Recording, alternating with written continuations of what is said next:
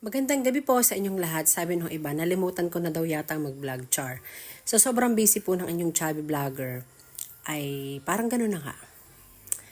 At tayo may paggagawa ng juice at kung ano-ano. So naisipan namin ni Dada Ronald kasi kadarating siya galing Manila na kumain muli sa diversion kasi parang napapagod daw siya magluto. So inakit ko siya sa diversion para kumain ng dinner at lakad kami ng lakad dito sa diversion hanggang sa nakarating kami sa bandang gitna. At karamihan ng mga stall dito guys is sarado na, hindi na siya nag-ooperate.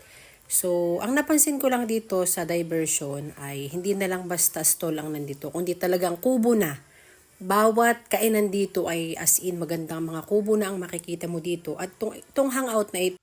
So, itong hangout nga pala guys is meron din silang, yung pinaka main branch nila ay malapit sa AA's Hotel sa Infanta. So, sabi nga ng may-ari, nagpagawa daw siya ng kubo dito sa diversion at talagang tinanong ko siya kung magkano nagastos niya rito sa kanyang buong kubo. Nagkakahalaga daw ng 65,000 kasama na yung lamesa na talagang pinagawa din niya.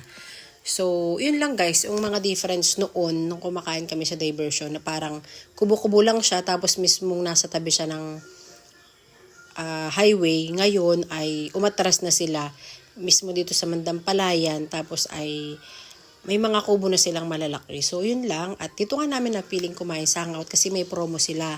May promo sila na 3 sisig, 3 plate for only 200. So yun yung napili namin kainin.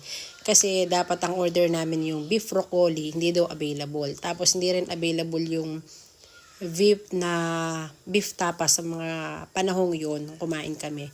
So mas pinubuti na lang namin kainin itong sisig na pork at ito lang yung pwede kay Lolo saka kay Sharpay at mga allergy sa chicken at itlog. So sisig ay di ba may itlog din sa ibabaw. So nung hinalo na nila yun, sineparate na lang nila yung egg at yun lang kinain nila yung pork.